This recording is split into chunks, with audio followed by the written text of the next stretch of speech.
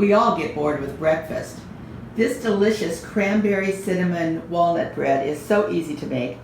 Toasted and topped with cream cheese, it's a delicious morning treat. To make this bread, you will need 4 cups of all-purpose flour, 1 tablespoon of dry yeast, 1 teaspoon of salt, 2 teaspoons of cinnamon, 2 tablespoons of brown sugar, 3/4 of a cup of dried cranberries, 3/4 of a cup of chopped walnuts, 2 cups of warm water, and a covered pan to bake it in.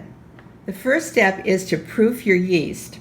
You start by taking your 2 tablespoons of brown sugar, to which you're going to add a 1/2 cup of warm water. You're going to mix it up to start to dissolve it. You could use honey at this point, you could use sugar, but I prefer brown sugar.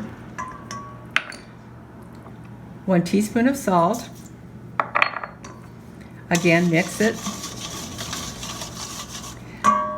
And over the top of this mixture, sprinkle your yeast. Now you're going to walk away from this for about 5 minutes, and when you come back, your yeast will have bloomed. And now we'll add our yeast mixture to the flour and the remaining 1.5 cups of warm water. I'm going to hold out a little bit more until I see the consistency of the dough. I'll probably end up adding the entire 2 cups, but I like to do that last addition slowly. Yep, you can see I'm going to need the whole cup, 2 cups. Now we're going to bring this flour mixture together. I'm actually going to think I'm going to add just a little bit more water to this. Maybe not. Let me just see where we are. No, this looks good. Now it's time to add the nuts all at once and the cranberries all at once. And now just continue to mix it until you've incorporated all the nuts and the cranberries into the dough. Turn my dough out onto a floured breadboard, and using my wonderful little scraper, now I just start the process of turning it, kind of poking it around, getting the extra flour incorporated, turning it.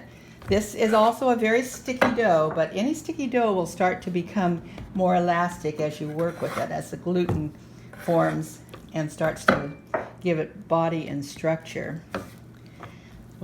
Now this particular loaf is one recipe. You could cook it as one whole loaf in a large pot, or you can do what I'm going to do today, which is to cut it in half after I'm finished, when I'm happy with it, and form it into 2 smaller loaves and do that rather than one main loaf. Either one will work and work really well. This is coming together nicely. It's starting to form a nice smooth ball. It does require a lot of extra flour on your hands and on the board.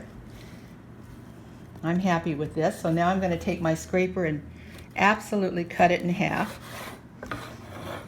Move half of it over to one side. Again, flour the board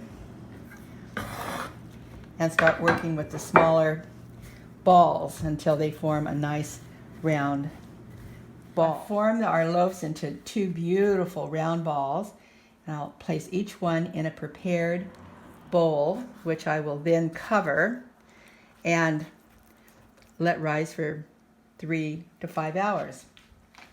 Our beautiful bread has been rising for 3 hours, and it's perfectly ready to form into loaves for baking. It's a warm day here today, so it rose a little faster than the 3 to 5 hours. So on a lightly floured board, I'm going to turn my sticky dough. This is beautiful. And start flipping it.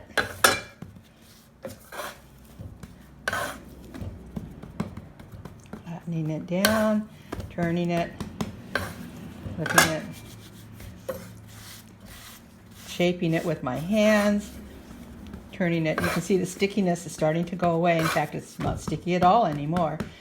So now it's time you fold in, you fold over, and you form it into this perfect, beautiful ball. Doing 2 loaves today, 1 recipe cut in half, doing 2 small loaves. Now I'm forming my second loaf into a nice round ball for baking. I want to talk to you a little bit about altitude. I am at sea level, and those of you who are living in areas where you have altitude need to learn how to adjust your baking. For example, you should probably consider reducing your yeast by 25%. You should increase your oven temperature 25 degrees. And in some cases, you might even have to slow down the rising process by putting your dough in the refrigerator. You don't want your dough to rise too fast, because if it does, it will collapse on you when it comes out of the oven. So, moving our second beautiful loaf onto parchment paper. This one is now ready for the oven as well. So we preheated the oven to 425 and preheated the pan as well. So very carefully I'm lifting my bread into my pan, my pot, and covering it. And this will go into the oven at 425 for 25 minutes covered and 10 minutes uncovered.